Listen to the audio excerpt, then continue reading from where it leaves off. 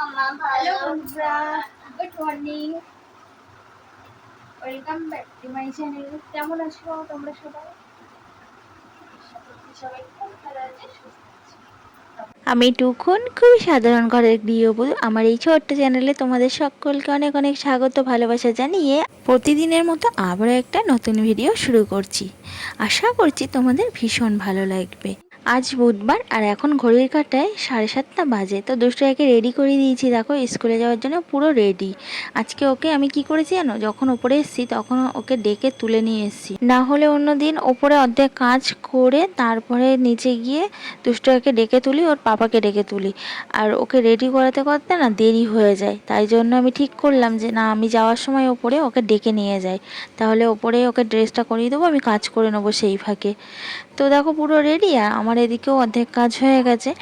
তো এখন নিচে যাচ্ছি, এবার ওর পাপাকে ডাকবো।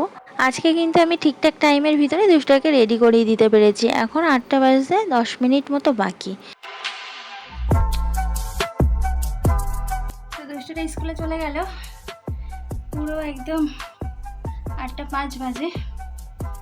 এটা 5 মিনিট ফার্স্ট, এখন পুরো 8টা বাজে। যেতে তো বেশি সময় লাগে না, বাইকে যাবে। তো ওর তো চলে গেল, এবার আমি এই ঘরটা গুছিয়ে ওপরে যাব, কারণ আজকে টিফিনের অত চাপ নেই। দাদাভাই বলেছে ডিম টোস্ট নিয়ে যাবে। তো দাদাভাই আসার সময় কোয়াটার রুটি আনবে, আমি ঝটপট ডিম টোস্ট করে দেবো। ডিম টোস্ট করতে তো বেশি সময় লাগে না। ততক্ষণে আমি বিছানাটা গুছিয়ে ঘরটা গুছিয়ে নিই, একটা কাজ তো এগিয়ে থাকবে।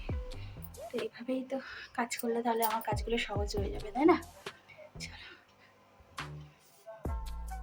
রুটি তরকারি করতে কিন্তু অনেকটাই সময় লেগে যায়। আটা মাখো, বেলো, ছ্যাঁকো, আবার তরকারি কাটো, তরকারি রান্না করো, তো অনেকটাই সময় লাগে। সেই সময়টা আমি এদিকে কোনো কাজ করতে পারি না। তো আজকে আমি অনেকটাই সময় পেয়ে গেছি, যেহেতু পাউরুটি টোস্ট নিয়ে যাবে বলে ওটা করতে তার বেশি সময় লাগে না। তো দাদাভাই দুষ্টকে স্কুলে দিতে গেছে, আর আমি ওকে নিচ অবধি দিয়ে এলাম, দিয়ে এসেই নিচের বিছানাটা ভালো করে গুছিয়ে নিচ্ছি। তোমরা সবাই জানো যে সকালবেলা আমার ভীষণ তাড়াহুড়ো লাগে। তো একটা কাজ এগিয়ে থাকলে সেটা আমার কাছে অনেকটা এগিয়ে থাকা। আর আমি ওপরে এলাম, দাদাভাই চা খেয়েছিল, সে কাপটাপ নিয়ে এলাম। দাদাভাইয়ের জন্য তো প্রত্যেক দিন চা আমাকে নিজে নিয়ে গিয়ে ডাকতে হয়, তারপর দাদাভাই ওঠে। তো দুষ্টটাকে দিয়ে এখনও দাদাভাই আসেনি। দাদাভাই আসার সময় কয়টা রুটি নিয়ে আসবে, তারপর আমি টিফিনটা বানিয়ে দেবো। আর আজকের ওয়েদারটা দেখো কত সুন্দর, রোদ্দুর উঠেছে। আর বলার নেই, কখন যে বৃষ্টি শুরু হয়ে যাবে তার ঠিক নেই। তো যাই হোক, এই যে আমি ততক্ষণে ওপরের ঘরটা গুছিয়ে নিই। আর ওপরের ঘরের অবস্থা দেখো, বিছানাটা হুড়িয়ে রয়েছে। আজ কদিন ধরে শাশুড়ি মা ওপরে শুচ্ছে, ওনার ঘর আছে নিচে একদম, উনি সেখানে শুচ্ছে না, এখন আমার ঘরেই শুচ্ছে। এমনিতেই রাত্রিবেলা এই ঘরটা ফাঁকা থাকে, আমরা কেউ রাত্রিরে শুই না এই ঘরে। তো বিছানাটা গুছিয়ে ঘরটা গুছিয়ে নিই ততক্ষণে, যতটা পারা যায়। তো এখানে আমি বিছানাটা এখন গুছিয়ে নিচ্ছি। আর দাদাভাই এলেই দাদাভাইকে টিফিনটা করে দিতে হবে, কারণ 8:30 বাজে। দেখো তোমাদের দাদাভাই রুটি ডিম নিয়ে এসছে, আমার ফ্রিজের ডিম আছে তাও আবার নিয়ে এসছে। এই যে ডিম, কোয়াটার রুটি, আবার স্লাইস রুটি। তোমাদের দাদাভাইকে না কিছু বলা নেই, বলেছিলাম তো, ও বললো কোয়াটার রুটি ডিম টোস্ট খাবে। কারণ ঠিক আছে, তাহলে আমাদের জন্য একটা স্লাইস রুটির প্যাকেট দেবো। সেখানে দেখো 2টো প্যাকেট হয়েছে, ভরে আনতে বললে বেঁধে নিয়ে আসবে। তো এটা এখন করবো, বিছানাটা ঝটপট গুছিয়ে নিই, চলো।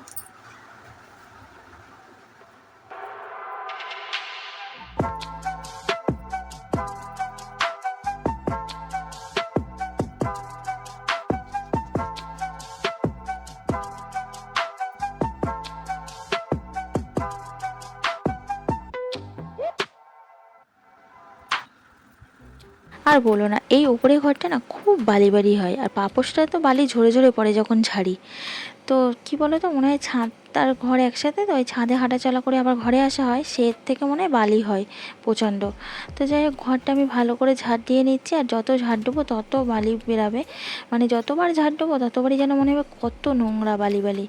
তো আমার ঘর ঝাড় দেওয়া হয়ে গেছে। আর এই যে যেটাতে আমি ময়লা তুলছি, এই জিনিসটা না খুবই ভালো, মানে এক ফোঁটা ময়লা থাকে না। এই যে আমার এত বালি বালি হয়, আমি এই ঝাঁটার সাথে তুলে নিই, আমার সব বালি উঠে যায়। এই জিনিসটার নাম কি আমি জানি না, কেউ যদি জেনে থাকো আমাকে বলো তো। আর এই নাইটিটা জল টল যেখানে পড়ে সেখানটায় পেতে দিই। তো রান্নাঘরে তো বৃষ্টি হলে জলে একেবারে ভেসে যায়, তো এই নাইটিটা পেতে দিই, বেশ ভালো হয়, জলটাকে শুষে নেয়। তারপরে চলে এলাম এই যে পেঁয়াজ কাটতে। দাদাভাই টিফিনটা এবার করে দেবো, দাদাভাই এক্ষুনি চলে আসবে। তবে কি বলো তো, এইসব টিফিন না আমি দিতে চাই না দাদাভাইকে। কেন বলো তো, দাদাভাইয়ের গ্যাসের সমস্যা আছে, তো এসব খেলেই না দাদাভাইয়ের গ্যাস শুরু হয়ে যায়, আর কষ্ট পায় গ্যাসে, ঘাড় যন্ত্রণা করে, মাজা যন্ত্রণা করে। আর এমনিতেই দাদাভাই পাউরুটি বলো, ডিম বলো, লুচি, পরোটা এসব খেতে পারে না বেশি, খেলেই গ্যাস হবে। তার জন্য আমি যতটুকু পারি, কষ্ট হলেও আমি রুটি তরকারি করে দেওয়ার চেষ্টা করি।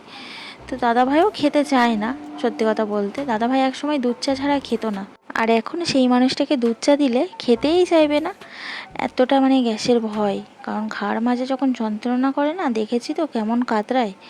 তার জন্য যতটা সেফটি থাকা যায় সেটা একদম ভালো, তাই না? তো এখানে আমার লঙ্কা পেঁয়াজ কোচানো হয়ে গেছে, আর একটু বেশি বেশি করে ঝাল দিচ্ছি। তোমাদের দাদাভাই ঝাল খেতে ভীষণ ভালোবাসে, আর আমি আবার ঝাল খেতে পারি না। নতুন নতুন যখন বিয়ে হয়েছিল, তো তরকারি যেন আমি খেতে পারতাম না, আর আমি যে তরকারি হয়তো রান্না করতাম ঝাল কম দিতাম, খেতে পারতো না দাদাভাই। বলতো রে কী রান্না করেছো, ঝাল টাল হয়নি। আমি একদমই ঝাল খেতে পারি না। তো দেখো আমি চলে এসেছি রান্নাঘরে। আমার কিন্তু ডিম পাউরুটি টোস্ট খেতে ভীষণ ভালো লাগে, শুধু দাদাভাই খায় না বলে আমিও খাই না। যখন দাদাভাই বলে করতে, তখন একেবারে সবার জন্যই করি, না হলে করি না। একা একা খাবো আর সেই মানুষটা খাবে না, ওইভাবে কি কখনো খাওয়া যায় বলো? তার জন্য আর করি না।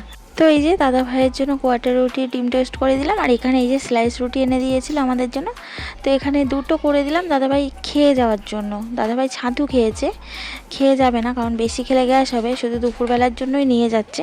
তো আমি একটু দিলাম, বেচারিটা খেতে ভালোবাসে, খেতে চাইছিল না, জোর করে একটা ভেজে দিলাম। তো খেয়ে চলে গেল দাদাভাই টিফিন নিয়ে অফিসে, আর আমি এদিকে চলে এলাম। নিচের ঘরের ঝাড় দেওয়াটা আর হয়নি আমার, তো ভাবলাম ঝাড়টা দেওয়ার আগে একটু পোছাপুছি করে নিই, কারণ এই খাটের রেলিংগুলো ধুলো পড়ে এত, দুদিন পোছা হয়নি, দেখে মনে হচ্ছে কত ধুলো জমে গেছে। তো টেবিলটা, খাটের রেলিংটা একটু ভালো করে পুছে নিলাম। আজকে এই তাই 9:30 বেজে গেছে।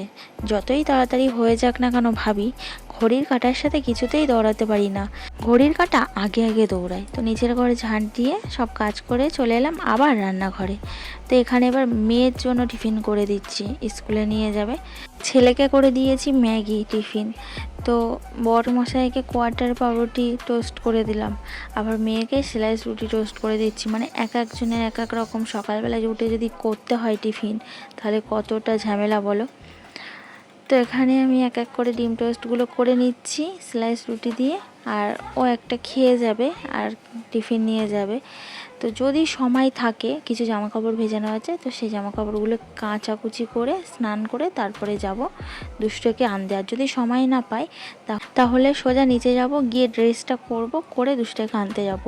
জানো তো, শুধুমাত্র গ্রামের মেয়ে বলে অনেকে অনেক রকম কথা বলে, অনেক কষ্ট করে এই সংসারটা করছি, প্রথম দিন থেকে আর এখনও অবধি লড়াই করে যাচ্ছি।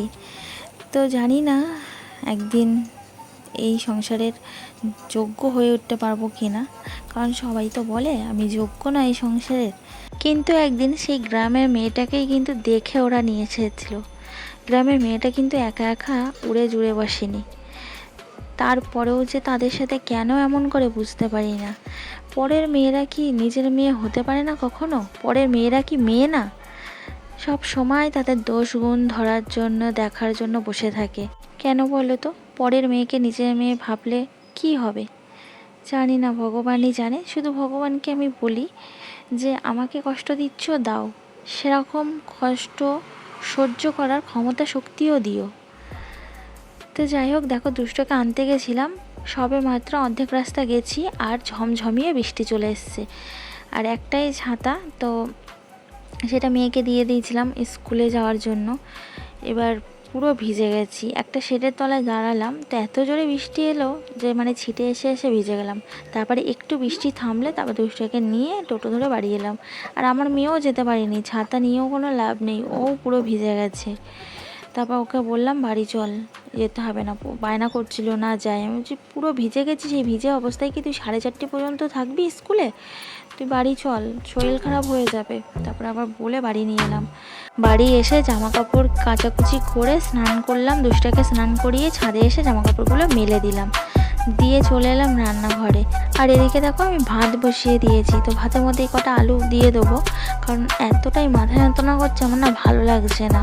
মাথাটা ভিজেছে তো, আর ভিজেও ছিল। আমি আবার দুষ্টাকে নিয়েছি, আবার এসেছি, জলটা বসেছে, মাথা প্রচণ্ড পরিমাণে যন্ত্রণা করছে, কিছু ভালো লাগছে না। তার জন্য এই আলু ভাতে দিয়ে ভাত করছি, আর কিছু করব না। আর এখনও পুজো দেওয়া হয়নি, পুজো দেওয়া বাকি। তো ভাতটা ততক্ষণে হোক, আমি পুজোটা দিয়ে নিই, পুজো দিয়ে এসে ভাতটা নামিয়ে নেবো। তো এই যে চলো ঠাকুর ঘরে যাই, ভাতটা ততক্ষণে বসানো থাক, আস্তে আস্তে করে ফুটুক। আমি একটু কমিয়ে দিলাম। দেখো গ্যাসের ওপরে ওইগুলো না সব মোমবাতি পড়েছে। আমি তো লাইটার দিয়ে ধরাই না, কারণ আমার লাইটার নেই, আমি মোমবাতি দিয়ে ধরাই। তো সেই মোমবাতির টোপ টোপ করে ফোঁটাগুলো দেখো পড়েছে। দুই এক সময় তো আমার হাতের ওপরে পড়ে, হাতটা পুরো জ্বালা করে ওঠে, পুড়ে যায়। তো চলো পুজোটা দিয়ে নিই। অনেক কথা বলে ফেললাম, পুজোটা এখনও দেওয়া বাকি। আর এদিকে দেখো বৃষ্টি হলে একটুখানি জল জল হয়ে গেল। এই সকালবেলায় দেখলাম না রোদ্দুর সুন্দর, আবার বৃষ্টি। তো রান্নাঘরের পাশেই আমার ঠাকুর ঘর। এই যে ঠাকুর ঘরে উঠছি, আর এই ঠাকুর ঘরটা কিন্তু আমার খুব প্রিয়। আর এই ঠাকুর ঘরটা আমার সবচেয়েতে শান্তির জায়গা। এই জানলাটা দিয়ে রেখেছিলাম, না হলে বৃষ্টি হলেই তো ছিটে ঢুকবে, আর ছিটে ঢুকলেই ঠাকুর ঘরটা পুরো জলে জল হয়ে যাবে। তো এদিকে দেখো এখন সব নতুন নতুন বাড়ি তুলছে সবাই, এখনও প্লাস্টার হয়নি। তো আমি শিব ঠাকুরগুলোকে স্নান করিয়ে ফুল দিয়ে সুন্দর করে সাজিয়ে পুজোটা দিয়ে নিই। তোমরা আমার সঙ্গে থাকো, তারপর আবার তোমাদের সাথে কথা বলছি।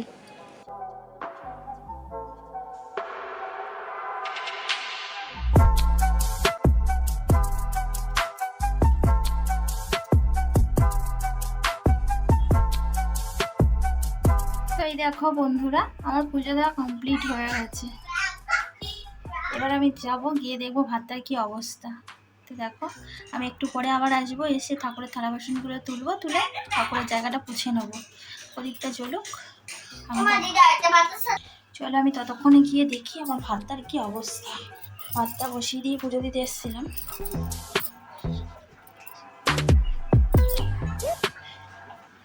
ভাতটা এই যে ফুটছে।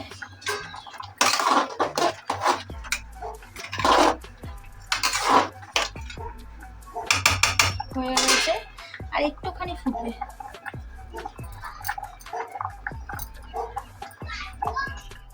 আজকে আমার কাজটা দুষ্টুটা করছে।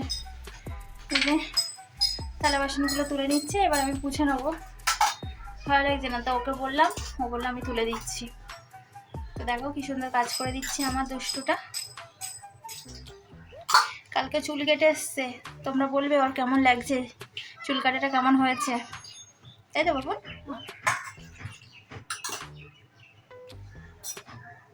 সবাইকে বলে দাও আমার চুল কাটাটা কেমন হয়েছে অবশ্যই জানাবে। আমার চুল কাটাটা কেমন হয়েছে অবশ্যই জানাবে। ভালো হয়েছে? ঠিক আছে, থ্যাংক ইউ। এখনো বললো কেউ ভালো হয়েছে, আগে থেকেই অগ্রিম থ্যাংক ইউ দিয়ে দিল। চলো চলো ওঠো, আমি ওখানে পুছে নিই, ওঠো। আমি একটু বুঝতে পারি, আবার ও পুছবে, বাবা গো আমার কাজের আর চিন্তা নেই। নাও পোছো। ভিজেছে? হ্যাঁ ওই তো ভিজেটা তলার দিক দিয়ে পোছো। বলছে আমিও পুছতে পারি, একটু দাও আমি পুছে দিচ্ছি। তো দেখো আমার ছেলে কত বড় হয়ে গেছে, আমার কষ্ট কত বোঝে, ও পুছে দিচ্ছে। হয়েছে হয়েছে, আবার একটু সরে এসে পোছো, তোমার হাতের ওখানে পোছো। পোছো পোছো। ওইভাবে কেন, ওইটা দিয়ে পোছো, ওটা দিয়ে তো পুছতে হয়। সরো ওঠো, এবার আমি ভালো করে পুছে নিই। হ্যাঁ তুমি তো সুন্দর করেছো, এবার আমি করে নিই। তো আমার ভিডিওটা আজকের মতো এখানেই শেষ করছি। দেখা হচ্ছে আবার কালকে একটা নতুন ভিডিওতে। ততক্ষণ অবধি সবাই খুব ভালো থাকবে, সুস্থ থাকবে। ভিডিওটা ভালো লাগলে লাইক করবে আর কমেন্টস করে জানাবে কেমন লাগে। চ্যানেলটা সাবস্ক্রাইব করতে কেউ যেন ভুলবে না। সবাই ভালো থেকো, টাটা।